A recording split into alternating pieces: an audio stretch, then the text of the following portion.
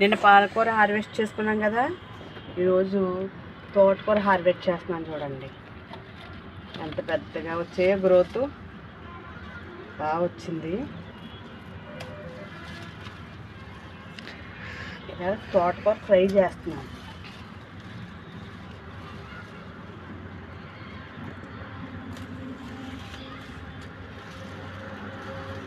మాకు వారం అంతా కూరలు ఉంటాయి. ఒకరోజు పాలకూర కట్ చేస్తే, ఒకరోజు తోటకూర, ఒకరోజు గోంగూర, ఇలా కట్ చేసుకుంటూ ఉంటాం అన్నమాట. ఇంకా బయట కొనక్కర్లేదు. చూడండి ఇలా పెద్ద గేదెని ఎలా కట్ చేస్తే మనకి చిన్నగా ఉన్న ప్లాంట్స్ ఉన్నాయి కదా, అవన్నీ మళ్ళీ పెద్దగా అవుతాయి. రెడ్ కూడా కట్ చేసేస్తున్నాను. లేతగా ఉన్నా ఎంత బాగుందో.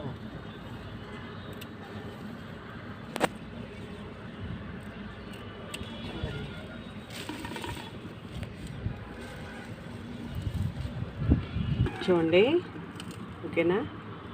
చూడండి, ఇది తోటకూర వచ్చింది. అంటే ఇవన్నీ గొప్పగా ఏమీ చూపించట్లేదండి మీకు.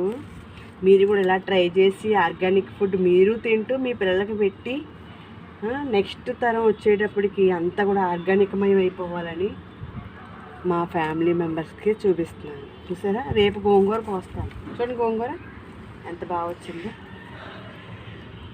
ఓకే రండి, మీరు ట్రై చేయండి టబ్లో.